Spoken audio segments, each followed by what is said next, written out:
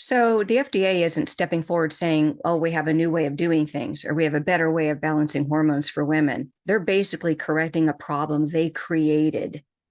So they really created this pool of women who are suffering from 28 to 88. They have created this mess. And so this isn't like this is big news and it's big innovation in women's health, though they are talking about their menopause drugs as some sort of innovation. And I'll talk about that in a little bit. But yeah, that's also something else that we need to pay very close attention to. But see, it's really hard for women to decipher, what do I hear, what's true and what isn't true. I'd like to get out of this medical menopause groupthink and stop talking about menopause as a condition that has symptoms. We really need to look at menopause as a side effect of hormone deficiency.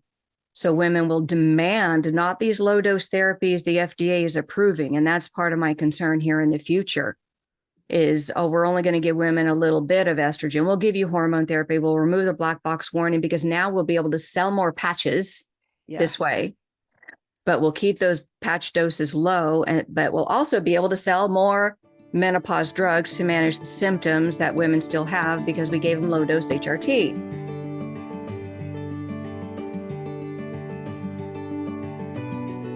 Hello, everyone. You're listening to the MeNoPause Moxie podcast, where we strategically challenge the status quo on perimenopause, menopause, and female hormone balancing.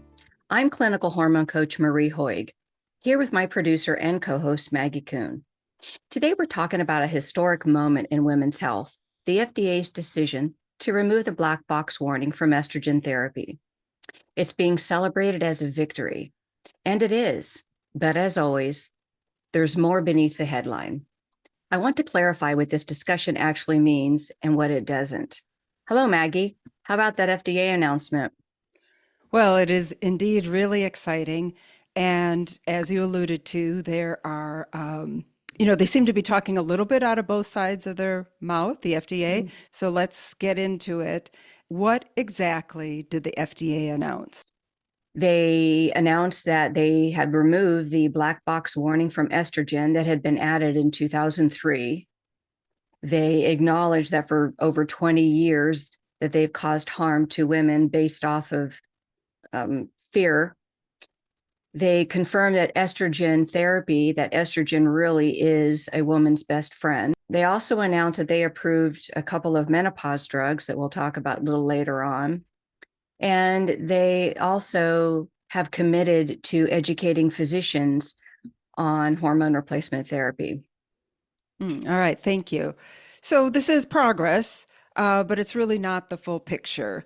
So let's go point by point based on the announcement, and let's break it down for our audience here. Now, there are about 10 points that stood out to me. And one of those was the removal of the black box warning. And the black box warning, for our listeners who don't understand, it is the strongest type of an alert that the FDA puts on a drug label. And since 2003, labels of menopause treatments that contain estrogen, including pills, patches, sprays, and creams, have warned that their use could increase their risk of uterine and breast cancers, as well as strokes and blood clots. All right, so this is the fear-mongering part of the black box warning that they're referring to, that they scared a generation of women and doctors with this information. Yeah, see, removing this is a pretty significant thing, mostly, I'd have to say, for physicians.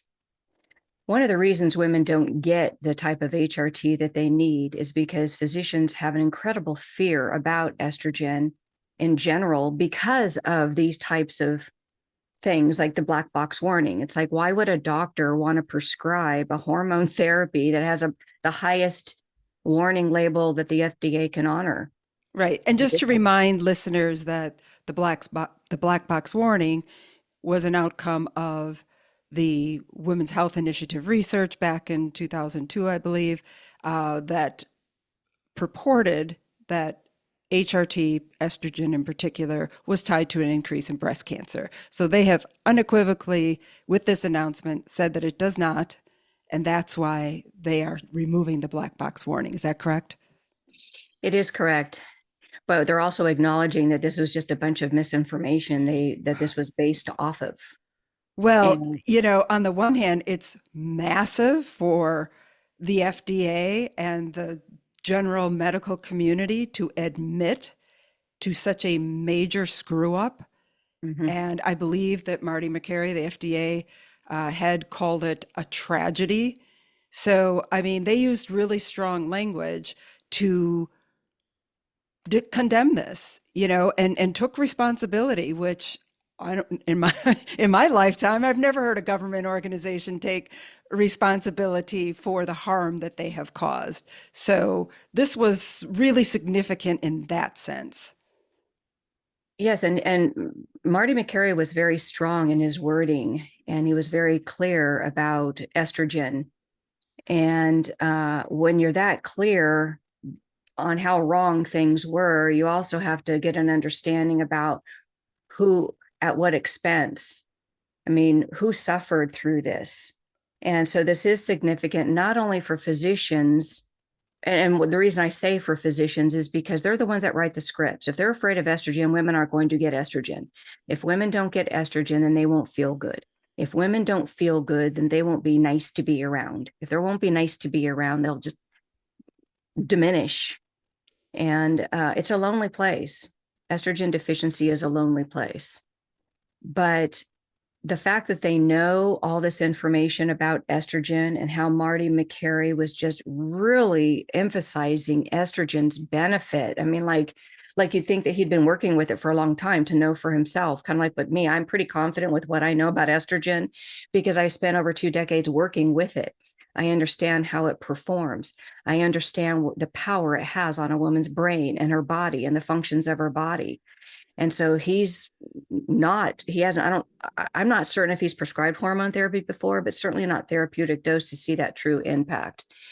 But I was pleased to see that they did make this correction. But then there's going to be an aftermath with this, as you know. People will talk about, oh, well, thanks for this misinformation. Then it also leads to the other question is how do we know what they're telling us now is not misinformation? Or how much or what they're saying now is misinformation? What are we going to learn 10, 20 years from now that was misinformation? Yeah. So you had started to say something about the black box warning being removed, that correction is different than innovation. Can you talk about what you mean by that? So the FDA isn't stepping forward saying, oh, we have a new way of doing things or we have a better way of balancing hormones for women. They're basically correcting a problem they created. So they really created this pool of women who are suffering from 28 to 88. They have created this mess. And so this isn't like this is big news and it's big innovation in women's health. Though they are talking about their menopause drugs as some sort of innovation, and I'll talk about that in a little bit. But yeah, that's also something else that we need to pay very close attention to. But see, it's really hard for women to decipher what do I hear, what's true and what isn't true.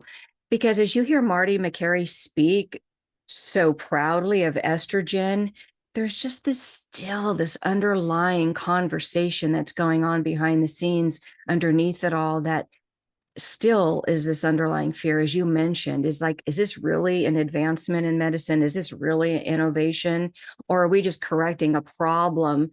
And I know in previous conversations we've talked about this. I mean, is it really an innovation, or they're just taking us back to what you referred to as ground zero? Well, yeah. I mean, again, it's a huge step to admit that, because apart from the black box warning, what I hear all the time, both from doctors and women, consumers, is that they may or may not be citing the black box warning. That's probably more physicians that are aware of that. But certainly women and other health providers cite the Women's Health Initiative research. So that thing has dogged a generation of women. And it's something like 50 million women lost access to HRT therapy in this intervening 23 years since that research came out. And again, Marty McCary called this a tragedy. And I think he also said something to the effect of the biggest mistake in modern medical history. So, pretty big admission. So, I do think and we're going to talk more again about, we're going to get into the rest of the points you were hearing and the nuance and how they are talking a little bit out of both sides of the mouth. But for me, the biggest takeaway was that admission loudly, clearly, unequivocally. Now, as I understand it, they may have taken off the black box warning, which is the highest level, but are there still warnings on the package insert? There still are, and I'd like to go through those sometime, but not on this episode. I believe that there's so much conversation to be had right now. And, back to a point that you mentioned about the doctors using the Women's Health Initiative, or people in general using the Women's Health Initiative as a reason for women to get off of estrogen, or for doctors to not prescribe estrogen. What's really interesting is in one of the handouts that I have in our program, that I believe it's entitled "How to Know You're Going to the Wrong Hormone Doctor." And one of those check marks on there is if the doctor quotes the Women's Health Initiative in your visit as why they're not going to prescribe hormone, get up and walk out. You will get nowhere with this doctor because they fear estrogen. But this also leads to my other point, Maggie, is that I got out of this. The second point is that they did acknowledge the past harm. And what I did like about Marty McCary is he didn't, he talked about this with a full throat.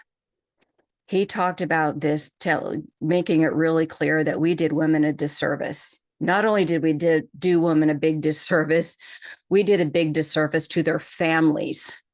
We've done a big disservice to our communities and society as a whole by keeping women from estrogen. Nobody's been happy. Nobody has been happy. I mean, 50 million women have lost access to life-changing therapy because of the mindset of this black box warning. And the impact that this has on a woman's brain. I mean, all the mental illnesses that women experienced because of this fear and still experience because of this fear. Yeah, this isn't going to change overnight. This is back. Now we're back to ground zero. At least now we're saying we were wrong.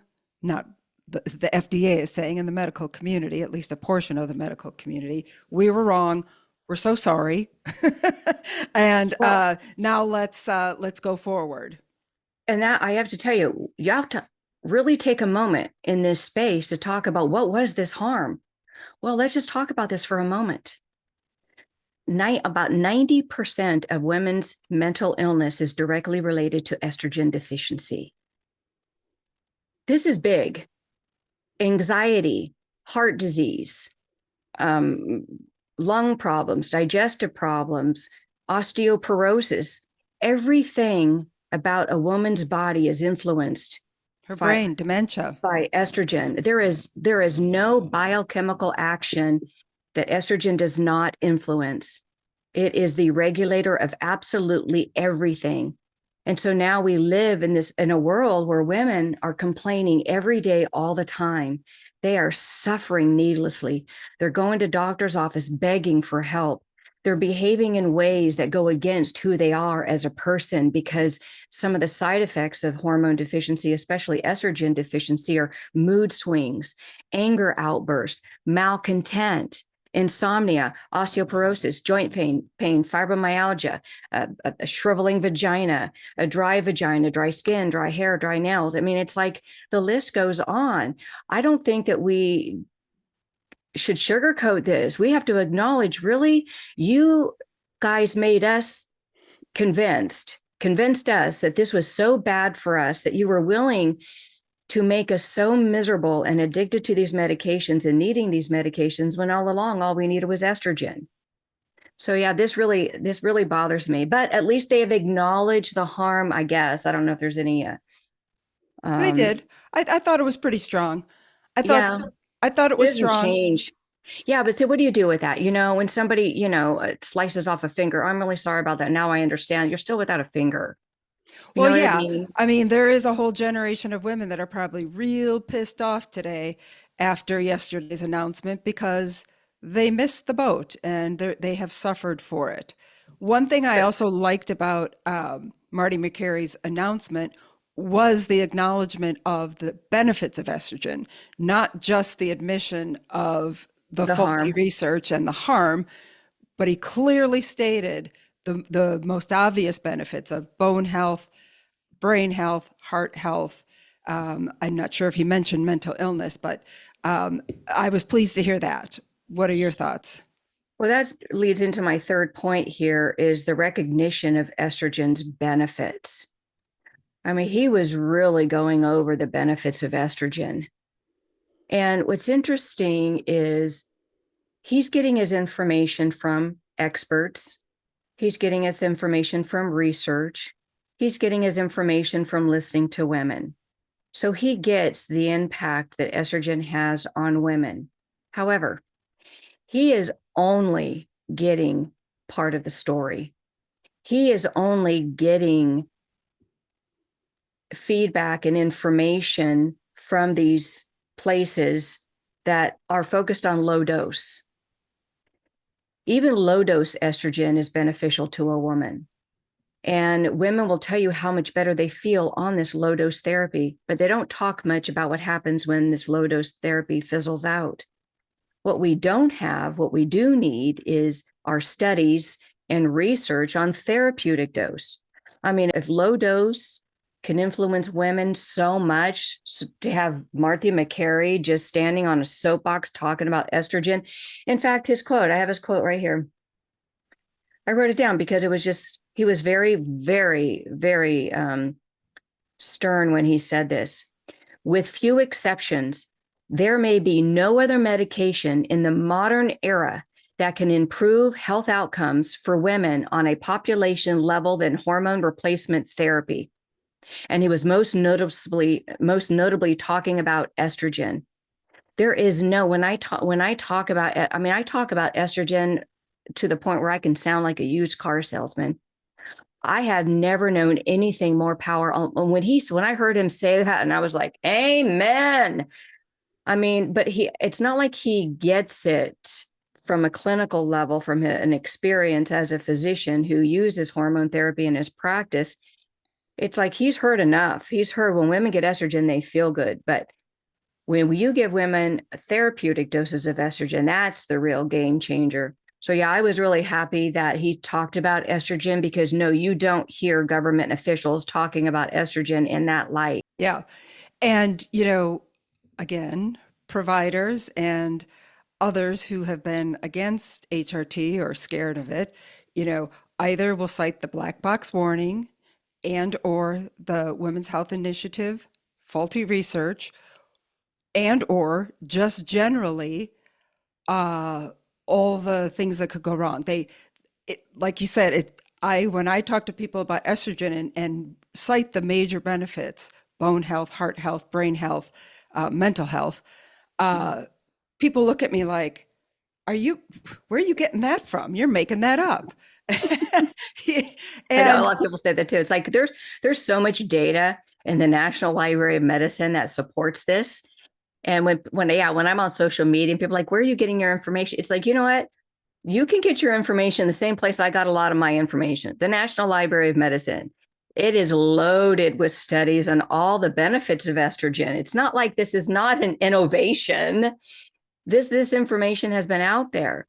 But my concern with these doctors that prescribe hormone therapy, that have always used that black box warning as a reason to not prescribe it when women ask for it, it's like, what are they going to do now?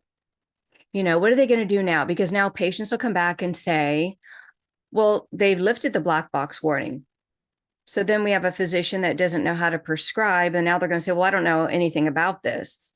And then You typically what happens is the patient starts telling the doctor how to prescribe hormone therapy, and nobody wins that way, as you know. Right, right. So yeah, and then the doctors that do, they'll prescribe low dose therapy, but because there is this type, and this leads into the fourth point here, is the role of this, what Marty McCary called as medical groupthink. Now, I'd like to really refer to this as menopause groupthink, because right now they're talking about menopause. Everybody on this panel talks about menopause as an inevitable condition that all women will experience at some time in their life, and that menopause causes these symptoms.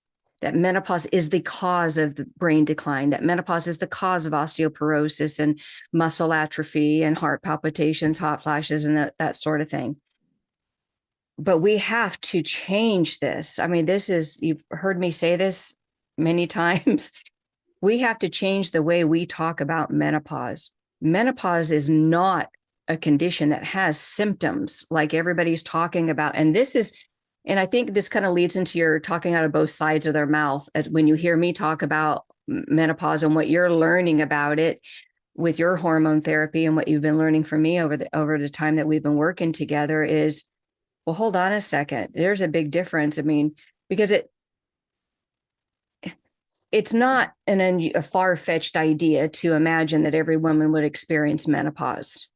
But it is if you tell women you never have to experience menopause, if you look at menopause as the true hormone deficiency condition that it is. So menopause is really that 1-year anniversary of not having a period bleed. This doesn't happen if there's plenty of estrogen. This only happens when there's no estrogen. And so menopause is really a side effect of just estrogen deficiency. And so this group think is, oh, menopause is inevitable. Everybody will go through it. So we have to now manufacture these medications. We don't want women to suffer, but we want to give them their hormone therapy, but we'll only give them a little bit. But we'll also manufacture menopause medications to manage the symptoms of menopause and vaginal dryness and UTIs that, as you've heard, how many times have you heard me say that otherwise wouldn't exist if hormones were fully restored? Yeah, and that's not just theory, that's fact. And you have experienced it with, thousands of patients over the past 2 decades or more in the clinic. You've seen that over and over again, and both you and I have experienced that personally. So Yeah. that's not just a theory. You know this in practice. Plus, there are doctors that practice advanced hormone therapy all over the country. I mean, women are restoring and preserving their menstrual cycles for years and years. And this is so, I'd like to get out of this medical menopause groupthink and stop talking about menopause as a condition that has symptoms. We really need to look at menopause as a side effect of hormone deficiency. So women will demand not these low dose therapies the FDA is approving. And that's part of my concern here in the future is, oh, we're only going to give women a little bit of estrogen. We'll give you hormone therapy. We'll remove the black box warning because now we'll be able to sell more patches Yeah. this way, but we'll keep those patch doses low. But we'll also be able to sell more menopause drugs to manage the symptoms that women still have because we gave them low dose HRT. Yeah. That's the group think. Yeah, that mentality that you and I talk about. It's like the menopause movement. Yeah, so if you want to know more about this group think, the menopause movement episode will enlighten you on the momentum of this menopause movement. But now there'll be a big momentum with HRT. Yeah, there'll be a new group think around this. The new group think will be, oh, okay, now we'll do low dose. Low dose HRT will still have psychotropic drugs and specialized menopause medications to manage the symptoms of hot flashes. Because I can tell you something right now, it is rare for a woman to have a hot flash when her estrogen is at fully restored, not partially restored.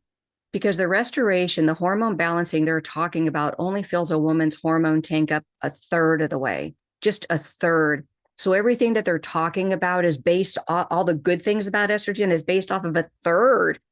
Could you imagine the healing benefits and the protective benefits if women actually got a full tank full of estrogen? And so Yes, because I'm living it. I know you are. And I am too. That's why I can talk about it this way. I couldn't talk about this if I was depressed or miserable. This is how I am, Maggie. Have you ever known me to have a mood swing? No. I mean, what you see, that every time you and I talk, log on the phone, whatever, you're going to get the same me. My moods don't change. I'm stable. I'm more even if when you and I disagree, we can have a judicial conversation where we're both open-minded and are more focused on solutions instead of getting our feelings hurt or responding in a Going way that, nuclear immediately. yeah, I stepping mean, into a rage and then really? divorcing each other as friends and colleagues, and I'm never going to talk to her again. And then that's the end of that. And that's because that's what a lot of women do because they don't know how to problem solve. You can't problem solve without estrogen. Estrogen is the problem solving hormone. Yeah. Hey, Marie, in thinking about this admission and reversal of this research in nearly 25 years, a quarter of a century, has there been other medical dogma that we've been fed in our lifetimes that you can think of that has been reversed? Like what's I, coming to mind for me is fat, dietary fat, I right? was just getting ready to say that. Well, dietary fat, but do you remember Susan Powder years ago? If you don't want to be fat, then don't eat fat. I mean, she was a woman with like really short blonde hair, kind of a large woman, and she made a lot of money on these exercise videos telling women, if you don't want to be fat, then don't eat fat. And that was a big movement for a long time. And people like her convinced women, if you don't want to be fat, then don't eat fat. But what is the truth, Maggie? Well, right. Yeah, we need fats. We need a Saturated lot of fat, plenty of saturated fats. But also doctors that are saying things like, oh, you don't need hormones. My mother went through menopause just fine, or I'm going through menopause just fine. You don't need hormones. A lot of women have heard stuff like that. And there's all sorts of dogma all over the place where there is a movement of people who stand to make a lot of money to convince a group of people of something that just is so absolutely outrageous. And that's actually a part of that group think that I find very annoying. So I think it's just really good to just remember to have a healthy dose of skepticism around, And ask good questions. Ask good questions. It's like, where do you get your information? People should be able to answer questions about 5 deep. And that way you know if it's their real information or not. yeah. And and so this whole thing that they're presenting the FDA, and it really was never about science. It was about keeping women in a state of hormone deficiency with low dose. We'll keep women off of it as long as you keep women off of estrogen. But so many women are asking for it. The doctors are putting them on it, but they don't know what they're doing. And even with those doctors who don't know what they're doing that are prescribing medicine, they don't hormone therapy, they notice that there isn't an uptick in breast cancer. With all these women, and like I told you, all I've been doing now for almost 2 decades is nothing but working with nothing but therapeutic dose hormone therapy on thousands of women over the years. If estrogen really caused cancer, I wouldn't be in business. I mean, and that why I started the Panacea Sciences Research Foundation was because I saw a reduction of these conditions, a reduction of mental illness, a reduction of cancer, a reduction of osteoporosis, and you name it. Well, this brings me to my fifth point, which is the timing hypothesis. They're telling doctors, the FDA, the medical establishment is telling doctors that you can initiate HRT in a woman within 10 years of the final menstrual period. It's what they call the window. Now, they say this because the longer women go without estrogen, the more damage takes place to the tissues and organs.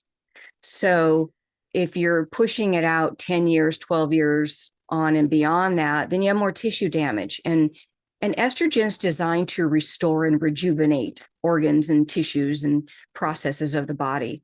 And when you wait that long to start hormone therapy, then women have a greater chance of having diseased organs and tissues and not healthy enough for this revitalization. So it adds more of a risk. But that's not to say that women don't benefit from some sort of HRT. The best time, as you've heard me state many times, and I've on other podcasts, the best time to start hormone therapy The best time, not the ending time, the best time is somewhere in stage 1, stage 2, perimenopause, with two factors. One, when a woman is having irregular menstrual cycles and they're not going away, and she's decided that she's finished having children. And this typically is in a woman's stage 1, stage 2 perimenopause. This is the ideal time Well, because and you how many women have we heard who have said they've gone to their doctor, they can feel it, they can feel that they're in perimenopause, they feel the hormone deficiency starting to happen, and they're turned away because their doctor says, no, you have to wait until you're in full, menopause, meaning the 1 year anniversary of not having a period. Well, you've lost, 5, 10 years just there. well, and then you have more damage to the brain and the body. I mean, menopause isn't about a woman's age, it's about her estrogen levels. And that's what we have to, this is what I want women to know. Menopause isn't something you have to go into or, navigate through or try to make it through or survive through. It is something you control. It is something that you could prevent. Menopause is just a woman having her estrogen tank so low for so long that her brain and body are shutting down. And the menstrual cycle is one of those things in the female body that begins to shut down. And this should be the eye opener. So women in their mid 30s, when their periods are off, that is a red flag that you're not producing enough estrogen to regulate a healthy menstrual cycle. And that should be the red flag. Now, the sooner the better. But there's also how old is too old for Right. HRT. Right. So, and I was hoping you were going to get into this with this point about the timing hypothesis, because the thing that I hear most often is within 10 years of menopause or age 60. And then there's a lot of confusion there that doctors think you're 60, now you have to go off HRT. So that whole thing is just completely messed up and misunderstood. Can you talk about, and I know you started to, that the best time to start is stage 1 or 2 of perimenopause when you're done having children. And what was the other one? Irregular menstrual cycles. Okay, and irregular menstrual cycles. So let's say you don't start there. So continue on with the timing hypothesis point that you're making, if you would, please. Well, this whole timing hypothesis was put together, I believe, by the Menopause Society and the FDA. So they're together with this timing hypothesis that you want to start within 10 years. However, every woman benefits from estrogen from puberty to the grave. You just have to be careful when you initiate HRT for women that are mature who have never had estrogen. So if a woman is, say, 12 years postmenopausal and she's never been on hormone therapy, she will have more tissue damage. And you want to be careful because the heart is also an organ that is in atrophy when women lose their estrogen. And estrogen is stimulating. It's designed to rebuild the tissues and rebuild the organs. And so we want to make sure that we're not shocking the body. So there's a couple different ways to approach this. A woman can get on the low dose therapy and slowly titrate that dose up to the point where she's getting some really good benefit from it. If a woman hasn't been on hormone therapy, and she may or may not establish a menstrual cycle with this, but at this age, we're not really looking for that so much, but some women can and do, and they benefit from that. Some women want the benefits of the estrogen at that level, but they don't want the menstrual cycle. So we have conversations about how we address that. Women who have been on HRT for years, like, okay, so now I'm talking about a lot of women are on low dose HRT.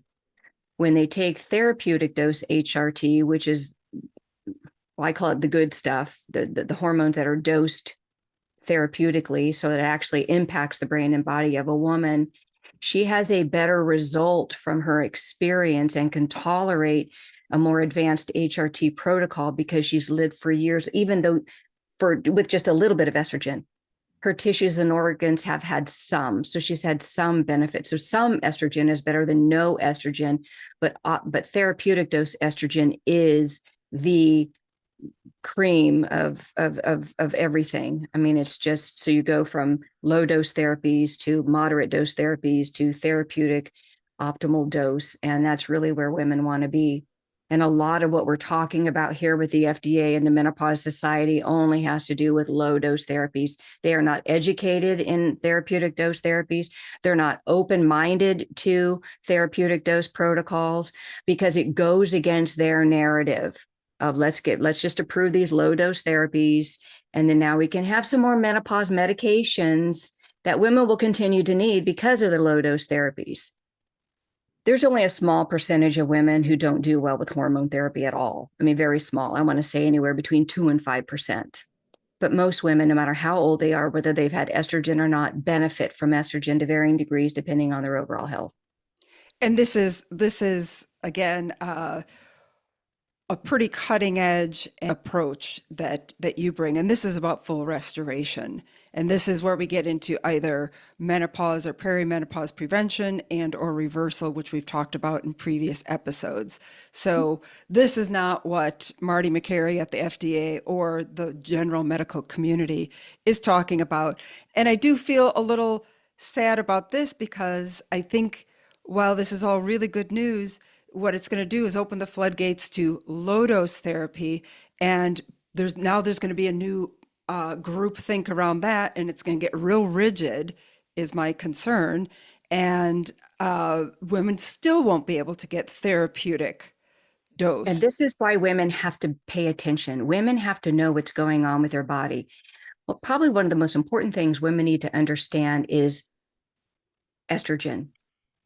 Women need to understand that they cannot live without it, that every function in their body depends on it. They need to learn about estrogen. They need to learn how much estrogen their body needs, how much estrogen their brain needs, so they can seek out doctors who know how to prescribe therapeutic dose hormone therapies. Because there will be a movement, Maggie.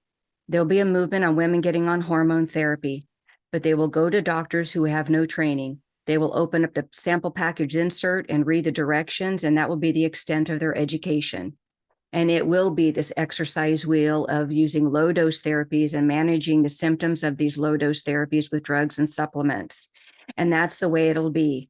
And then there'll be another movement beyond that of women saying, hold on a second, just give me more estrogen. I don't want your drugs. I don't want your supplements. I want more estrogen.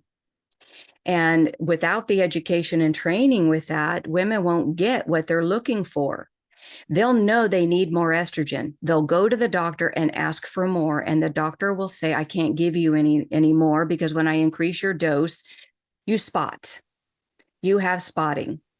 And I don't know what to do with that. So I'm just going to lower your dose. And this is what it is. And when doctors stop here, they can get the estrogen level somewhere around 180, about 80 to 150. So we'll push it to 150, but this is not near the levels women really need for healing and repair of the brain and body. And there will be a point as women, we continue to do our podcast and continue spreading the word that menopause is reversible and preventable if you are on the right HRT system. And women will be like, what you talking about? And they start listening. And it's like, okay, I get this. Just like when women come to me and I explain this, they're like, what you say makes so much sense. It's like, I've never heard anything that made more sense in menopause medicine ever. I just heard that the other day. And it's like, but this is the common sense that I want women, because it will be women that drive this next movement. It will be women that say, stop giving me these minuscule doses. My brain and body require more. Give it to me now. And then they'll learn just how much estrogen women really need. Yeah. There's another timing question that I want to ask about, and we may have touched on it a little bit, but there's this idea that, well, the age of 60 has been thrown out there, and it's very unclear and it's misinterpreted because there's this, it's, as I have heard it, it's start within 10 years of menopause or by age 60 seems to be one piece. Some people interpret that, many doctors, and I've heard lots of horror stories, and I had one myself, of the doctor who says, now you're turning 60, you must go off. That's what they interpret that to mean, that you can only take this until age 60. I mean, I cannot imagine ever getting off of my estrogen, my hormones. I'm 61. I cannot imagine getting off of my hormones right now. I feel alive for the first time in my life. I've never felt better because I listened to the medical establishment for all these years telling me that my PMS, my PMDD, my endometriosis, my bipolar, that all those things were genetic and that that's just the hand that I was dealt. And so for the first time in my life, I don't have mental illness. I don't have PMS. I don't have PMDD. I don't have endometriosis. I don't have bipolar. I don't have depression. I don't have mental illness. And if somebody were to come to me and tell me, okay, well, you only have another 6 months left on this estrogen, I would tell them over my dead body. I will die with this estrogen vial in my hand. I will not give up my estrogen. There's no doctor right now that could ever talk me off of estrogen, not ever again. And I did go down that road a couple of times and regretted it every single time. I'm like, really? So if get off my medicine, I now have about a half a dozen different mental illness diagnoses and the medications I would need to be on. What kind of life is that? In fact, I don't know how many patients I've heard say, oh my gosh, life isn't worth living Yeah, without estrogen. I feel that way. But when you hear that from patient after patient after patient after patient after patient, it's like, okay, well, I'm not the only one. right. And you hear that from thousands of women, not just tens of or hundreds, but thousands. You can't deny what you see before you or what you feel in you. Like Maggie, if I told you you had to get off your hormones, what would you say? You'd wring my neck. Yeah. No, everybody benefits in life. Our society benefit. Our community benefits for me having hormones. The barista this morning I ran into who always makes my coffee just nice. I mean, it's like everybody benefits. I mean, it's nice to know that every morning when I wake up, I'm going to be happy and that I know I'm going to be able to handle anything that comes my way, no matter what. And to have that self-reliance, that was so empowering to me. That changed my life that I can just depend on what my day tomorrow is going to look like Yeah. next week, next month. So it seems like some of these things, and not a surprise, given again that the FDA just admitted a massive screw up for the past quarter of a century. Um, but so sometimes these rules that the medical community sets forth seem arbitrary. So 60 seems arbitrary. And I seem to recall there's some tie again back to the Women's Health Initiative about age 60. And if I recall, most of the women in that study were over age 60. So that's where they came up with, well, then at 60, Mm, but it's yeah. not even clear. But again, there's a lot of doctors who have misinterpreted that to say, sure, you can have estrogen until you're 60. Then, sweetheart, you're kicked off.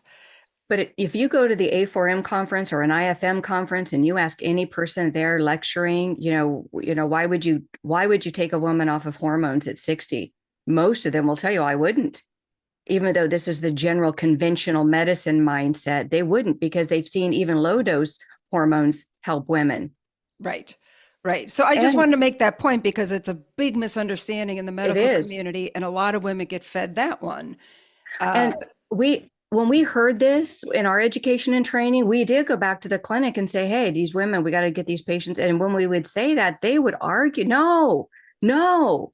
I mean, we had to make a decision in the practice as a procedural standard. It's like, are we going to take patients off at 60? Or are we going to keep them on at 60?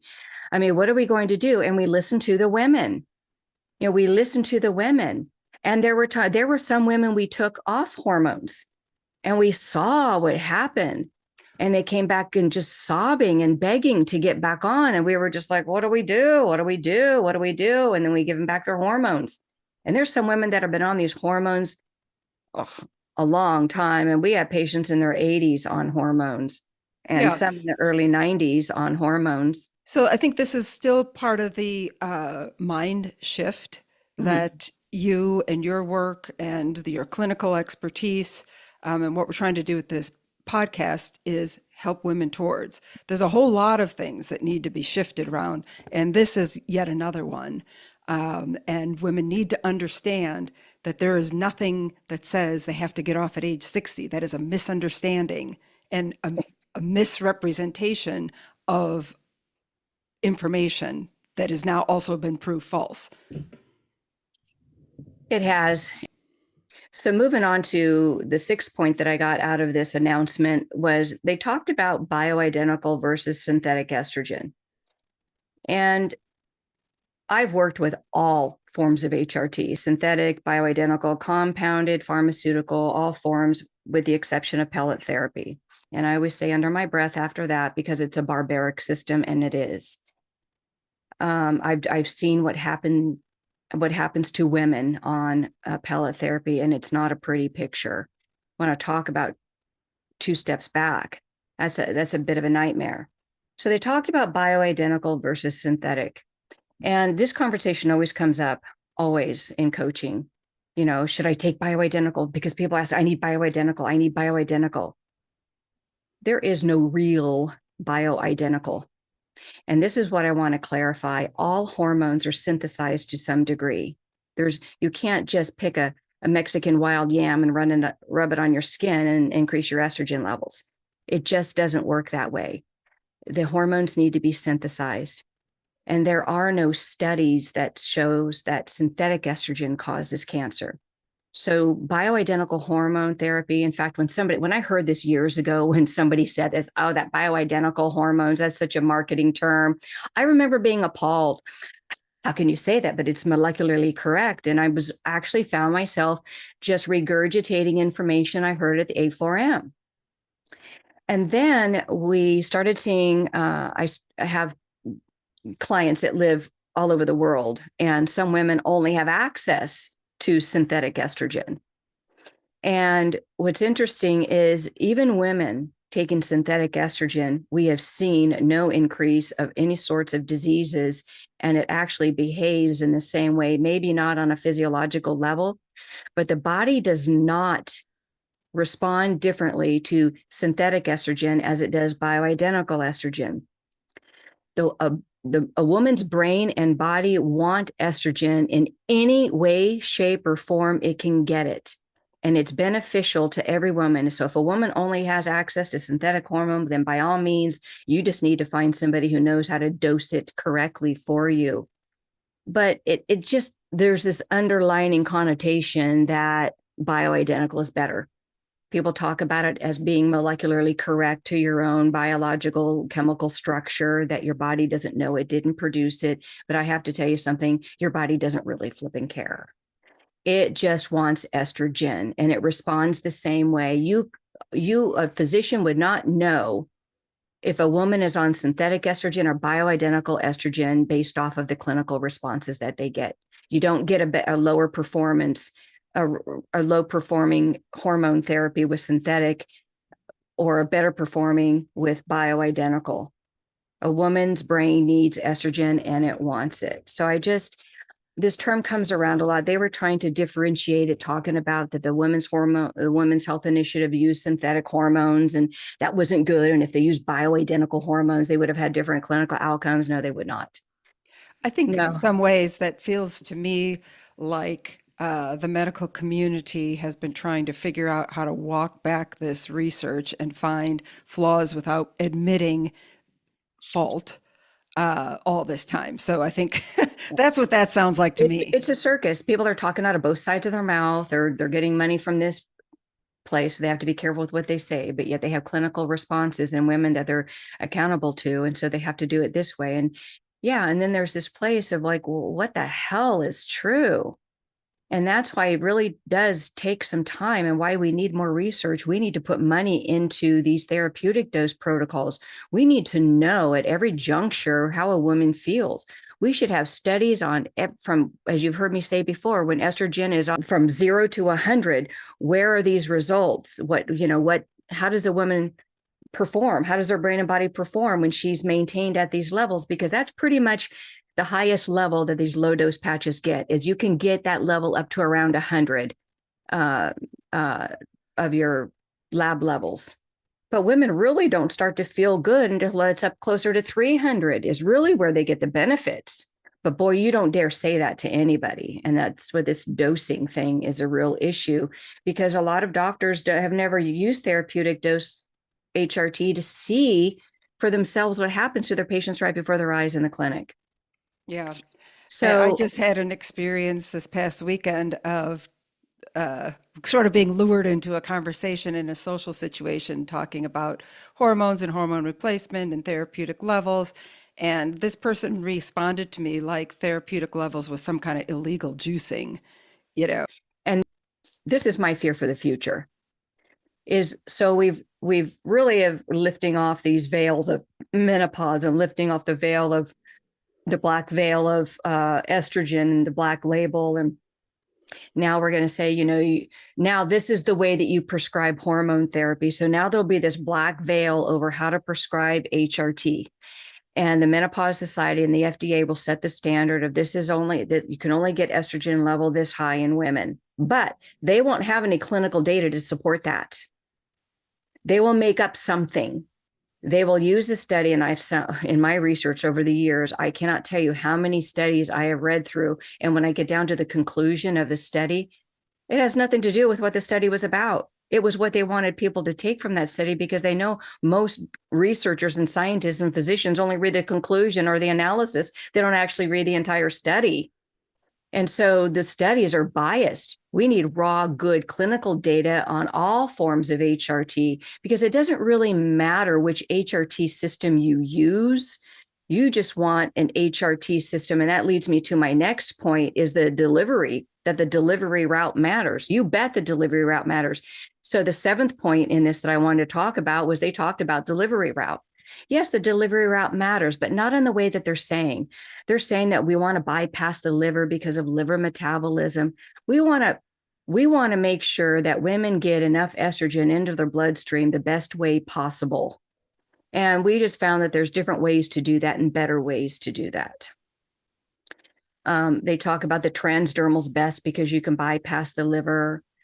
But what really matters in female hormone therapy, especially when it comes to the delivery route matters point, is the clinical goal. The physician has to determine what the clinical goal of the patient is. What does the patient want? They want symptoms relief? Well, then you'll prescribe a first or second generation HRT system.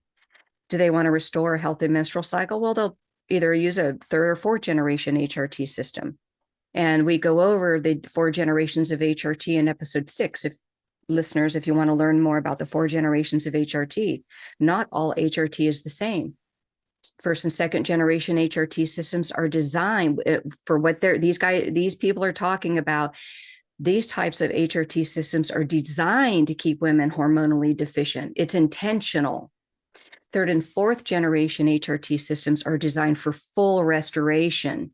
So if a patient's coming in saying, listen, my friend's restored her menstrual cycle with her hormone therapy and she's never felt better and she never complains about her menstrual cycles, give me that.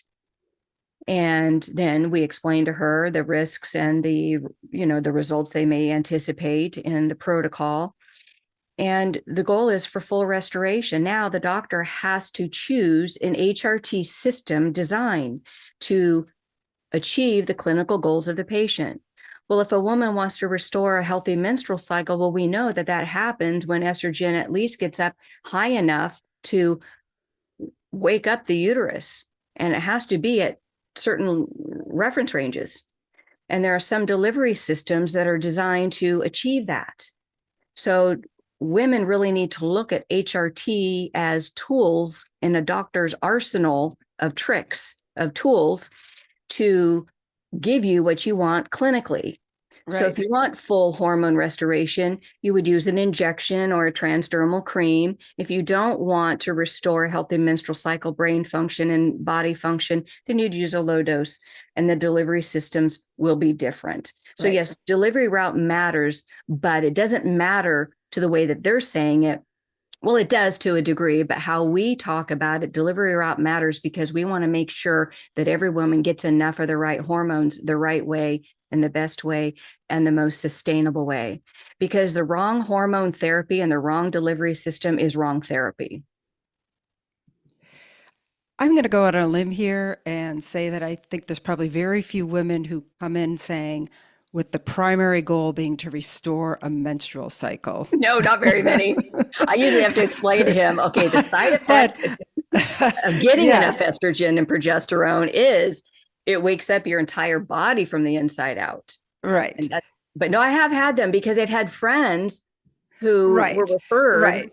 But that is the biggest one that women cite of like, what? Yeah, no, That's don't. Yeah, crazy. don't. So Yeah, what it that's, really is, what they're really asking for is full restoration to receive the full health benefits. and they don't even know it's the full restoration they want. That's why the clinician has to understand, what does this patient want? Do they want their brain back? Do they want no more brain fog? Do they want a libido? Do they want to be without physical pain? Do they want to be without joint pain?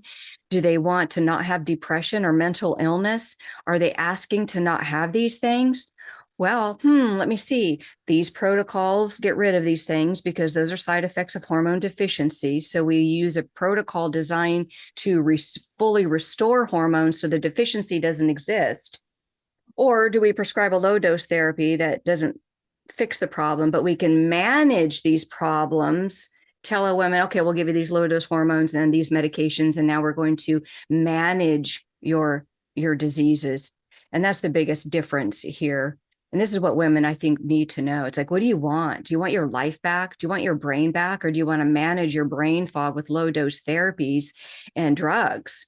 Do you want to manage your mental illness, or do you want to be mental illness free like me and thousands of other women who no longer have mental illness because they fully restore their estrogen?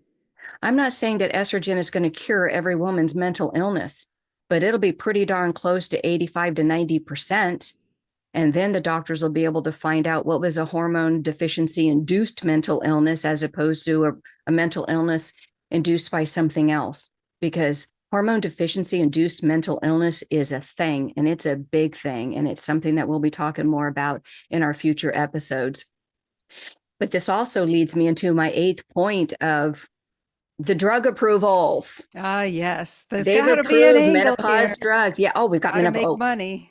all in the guise of women. Oh, see, we're listening to you. We've removed the black box label. We're going to give you hormones, and we'll even give you bioidentical hormones. Well, we'll give you low dose, but we also have these medications for you that are just for you, just for your hot flashes. Well, for those of you that are listening who have hot flashes, you will never get another hot flash if you restore estrogen in the right range. You don't have to take a drug.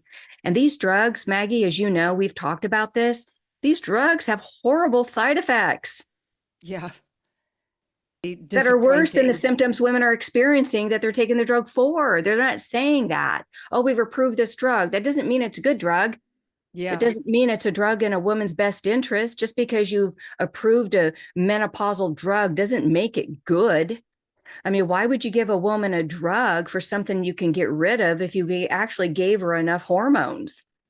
And this is the part that really irks me, is because they're presenting this as if they care about women.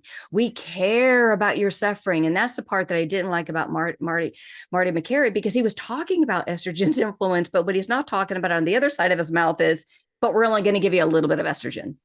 Estrogen is so wonderful for you, but we're only going to give you a little bit.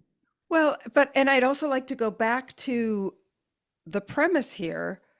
They're lifting the black box warning because they have admitted that the research that said that estrogen causes cancer is wrong, is flawed, has not been proven, has not borne out. And so, if that is the case, why don't we just replace estrogen, women's estrogen levels, rather than give them a bunch of drugs with other side effects? So, yes, There's no I money mean, to but be made from a this is the healthy woman. circuitous thinking, right? Like, But no, Maggie, there is no money to be made from off a healthy woman. I mean, women make so much money for so many people. If you took menopause away, there would be drugs that wouldn't need to be manufactured. there'd be I mean, whole that would medical change the specialties entire medical. probably. Exactly. And this is why I want to speak up about this. And this is what women need to know, because they need to, just because this FDA announcement was a good thing, it's under the guise of they're doing it for you.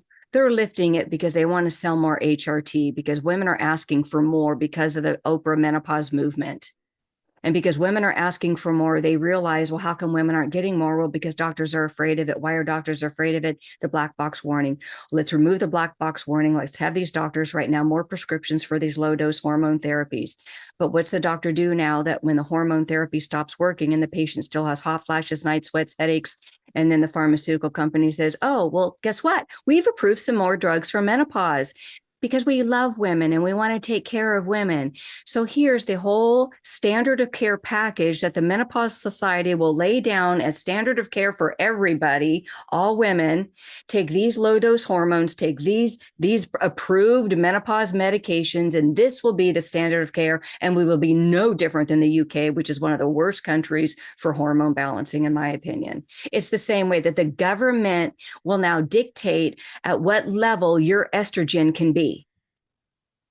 And I don't want this to happen. This irritates me. The fact that if the medical establishment can tell me that I can't maintain my estrogen between 300 and 500 in a weekly range, I want to know based off of what?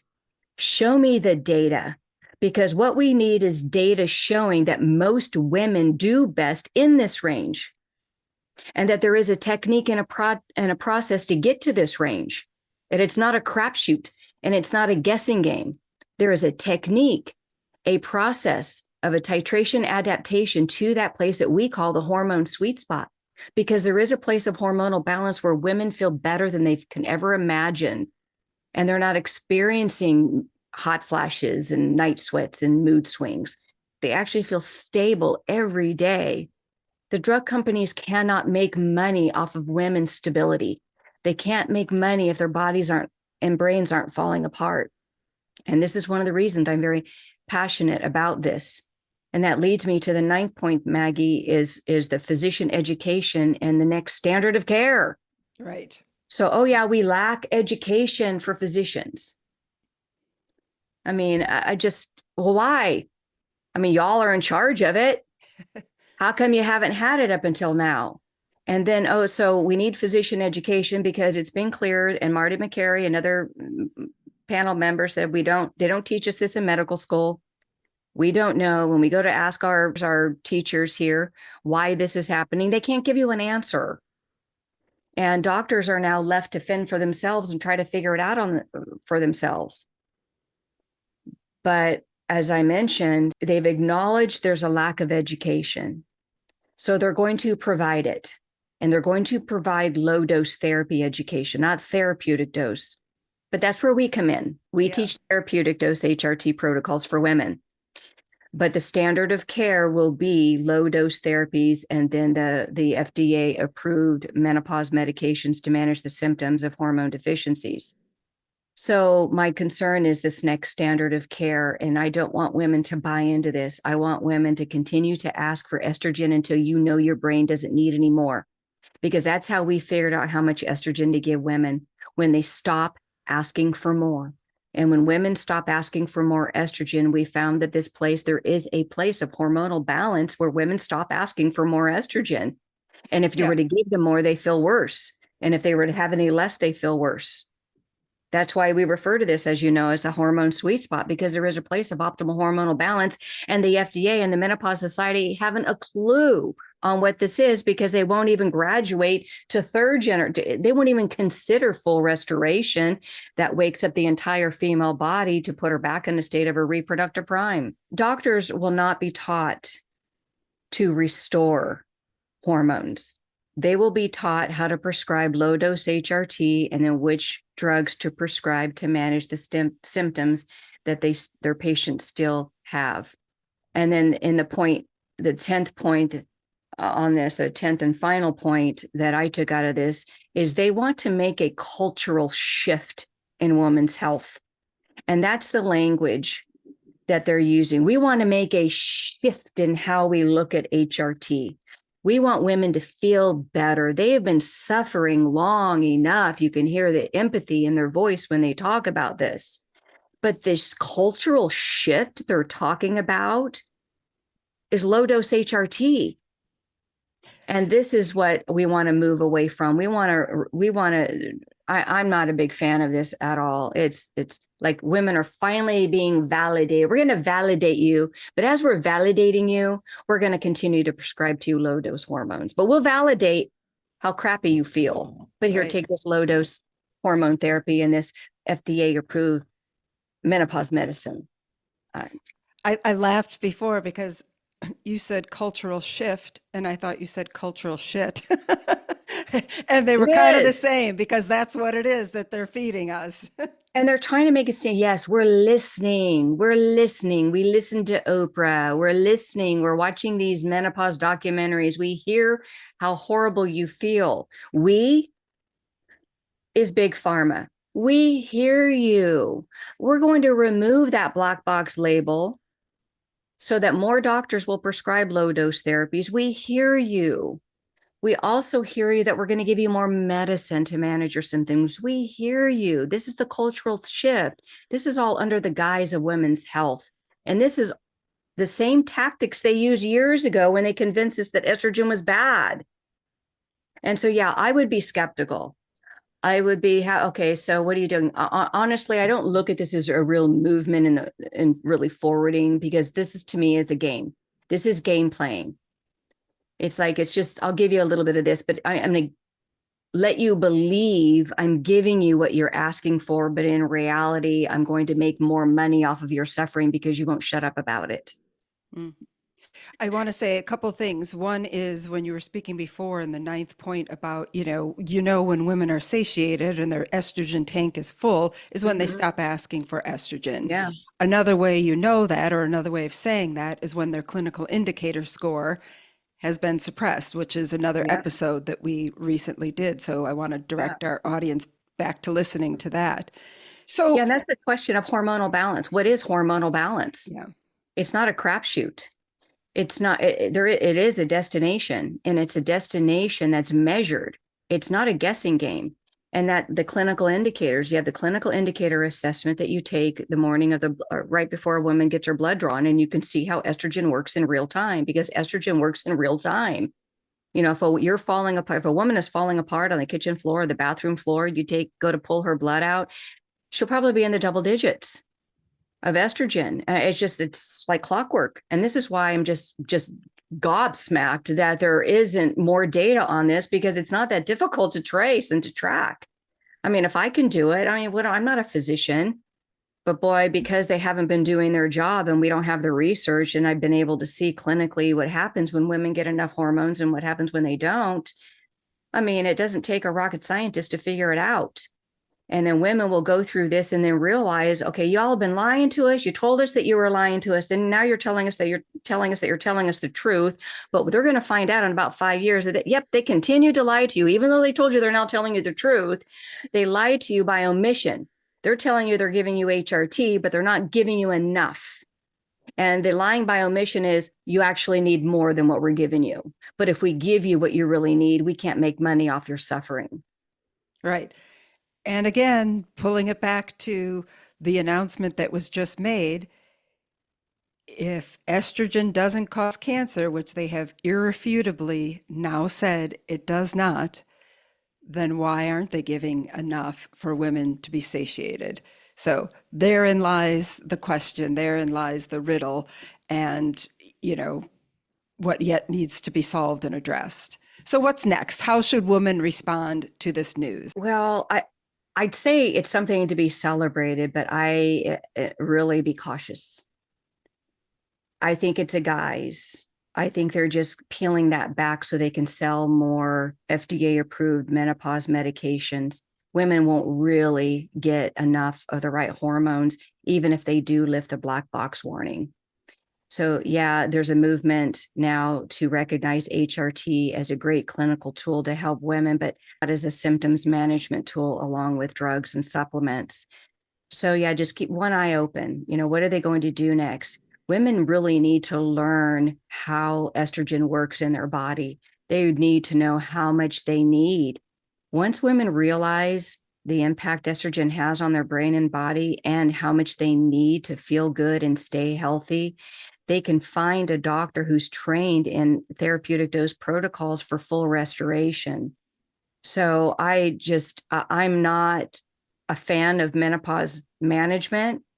I'm a fan of menopause prevention and reversal by way of therapeutic dose HRTs. So I recommend women, if you're a woman here, even if you're a woman here on HRT listening in and you still have symptoms, well, this is what the standard of care HRT system is like. You're actually right where you should be. And this is the low dose protocol. If you don't want to live this way any longer with low dose therapies and having these symptoms that you're trying to find a way to manage with tweaking your dosages or taking medications, get on a therapeutic dose HRT system. In fact, better yet, go to advancedhormonebalancing.com and book a free consultation. Let's see if one of our advanced hormone balancing programs is a good fit for you. There is no reason women should have to live one day of their life hormonally deficient. But I also want to talk to the physicians out there who prescribe hormone replacement therapy. There is a better way. You do not have to spend your career tricking women into think that they're getting good care by prescribing low dose HRT and then prescribing a bunch of medications to treat their symptoms of hormone deficiency. I strongly encourage you to really help out women and learn what estrogen really does to a woman, how much estrogen women really need. Learn how to prescribe it and then see for yourself with your own eyes. Don't take my word for it. Learn about it, learn the concept, learn the clinical application technique, and then see for yourself as you get good at restoring hormones for women. You will notice that patient after patient after patient will tell you, oh my gosh, is this all I needed all along? Your practice would change. And you can be one of those influencers that actually can change the world for women. Could you imagine if every woman had enough estrogen? We need more prescribers to learn therapeutic dose hormone therapy. If you want to learn how to prescribe therapeutic dose HRT protocols, then go to panaceasciences.com/physicians, and you can go right straight to the physicians page. At Panacea Sciences, we teach physicians how to prescribe advanced hormone therapy for women. We also teach health coaches how to be clinical hormone coaches and hormone coaches because they don't really know a thing about hormone therapy. We teach them how to be clinical hormone coaches that work with these prescribers. We also have a hormone clinic that helps women who want to get rid of the symptoms that they're managing with low dose therapies. And we're all about the research on getting women the right information and getting the right data so that we can get the right protocols. If you want to know where you stand with your hormone balancing, go to hormonebalancetest.com and you can take the clinical indicator assessment we were talking about. And then you'll have the opportunity to talk to somebody about that if you choose to do so. So I also want to invite our listeners to be sure to share this episode with your friends, your doctor, your husband, partner. This is really time to change the story. And I invite our listeners to be part of the movement that we're looking to create, a real mind shift movement. The menopause prevention movement. That's Yes. what we need. Yeah. Thank you so much, Maggie, for being a part of this podcast. And listen, if there's something you'd like Maggie and I to talk about on our show, we would certainly consider it. So email me at moxie@menopausemoxie.com and let me know what's on your mind. Thanks for joining us today. We really appreciate you listening to us. It means a lot because, as you can see, Maggie and I, we're done keeping our voices quiet about this. We believe women are getting the shaft, and they're still getting the shaft, even though there are advancements in medicine. So thanks for joining us today. And remember that everybody benefits when your hormones are balanced. I'm Marie Hoig, and this is the Menopause Moxie podcast.